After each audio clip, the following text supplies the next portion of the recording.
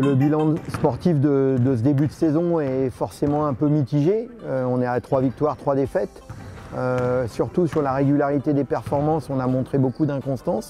On a fait des bonnes choses, mais malheureusement aujourd'hui, comme c'est un groupe nouveau, avec vraiment une toute nouvelle équipe, on manque de régularité et de constance. On s'est surtout loupé la semaine où on a dû jouer à domicile Saint-Quentin et Fos, ce qui a été préjudiciable. Maintenant, on doit continuer d'avancer et continuer de progresser justement collectivement des deux côtés du terrain et individuellement.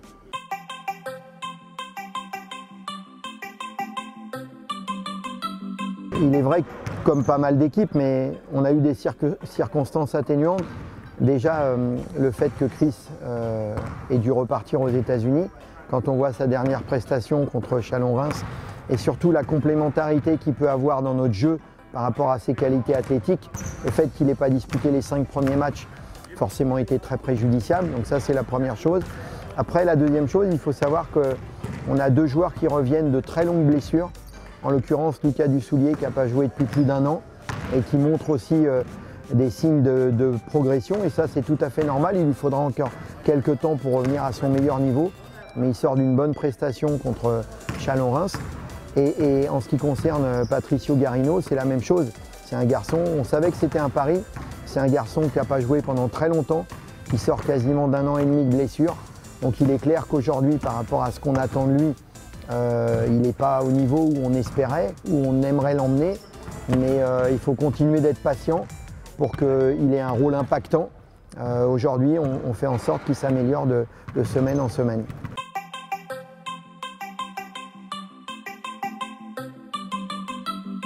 Il est clair qu'en plus, le championnat est certainement le championnat le plus relevé. J'avais déjà eu l'occasion de le souligner en début de saison, mais pas que les toutes grosses équipes comme Monaco ou Villeurbanne. Il est très dense et on a eu l'occasion de le voir. Il n'y a pas de petites équipes cette année. Donc la bataille pour la relégation va être très âpre. Des équipes peuvent basculer d'une position quasiment de l'équipe qui peut prétendre aux playoffs ou justement être en danger pour la relégation. Mais en tous les cas, c'est un championnat très très difficile et certainement le meilleur niveau depuis très très longtemps.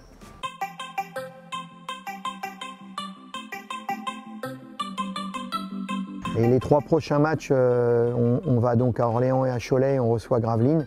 Il est clair que pour un peu gommer notre contre-performance de Fos, même si on a gagné à Bourg, ça serait bien de pouvoir l'emporter sur un des 2 matchs à l'extérieur et de pouvoir confirmer à domicile contre Gravelines.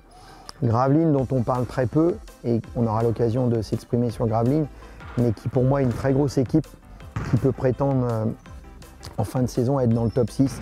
Beaucoup d'individualité, je pense que ça sera une des équipes qu'on n'attend peut-être pas mais qui sera en play-off à coup sûr. Donc on a 3 matchs compliqués, 2 équipes qui ne sont pas très bien classées mais qui ont du potentiel, en l'occurrence Orléans avec plein de joueurs qu'on connaît et Cholet. Et donc cette équipe de Gravelines qui pour moi apparaît comme une équipe redoutable. Donc l'idée c'est d'essayer si c'était possible d'en gagner 2 pour rester dans une spirale plutôt positive. Mais aujourd'hui par rapport à la densité du championnat, on doit prendre chaque match comme il faut et puis surtout continuer de progresser parce que pour moi on a une marge de progression très très importante et il faut qu'on s'améliore des 2 côtés du terrain.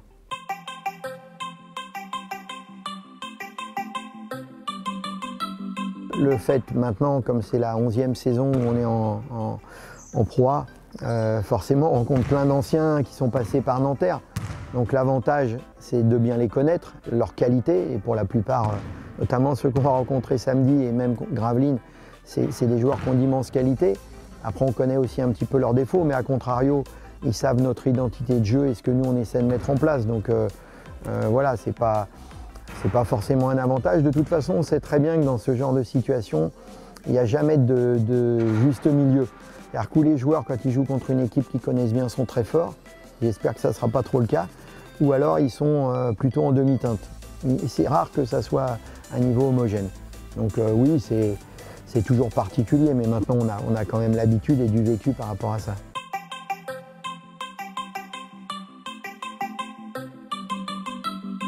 C'est ce que j'ai expliqué aux joueurs après les 2 contre-performances contre Saint-Quentin et contre Fos. Je crois que, n'ayons pas peur des mots, on a un public qui est extraordinaire. Un public qui est extraordinaire dans la mesure où il nous soutient. Et contrairement à beaucoup de publics, il nous soutient surtout quand on est en difficulté.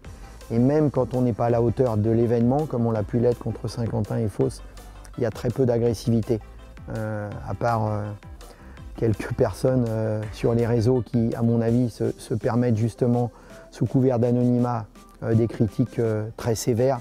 Et j'aimerais bien que ces gens-là aient le courage et l'honnêteté de venir des fois s'exprimer face à nous, parce que c'est tellement facile dans les réseaux, surtout sous couvert d'anonymat dans certains forums.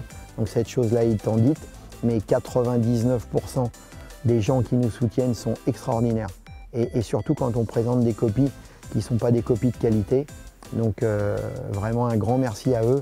Et si on a été capable de l'emporter dans les dernières secondes et contre Limoges et contre Châlons-Reims, on leur doit une fière chandelle parce qu'ils sont vraiment tout le temps là. Avec encore par rapport à la situation de Chris, des banderoles samedi pour lui témoigner toute leur affection.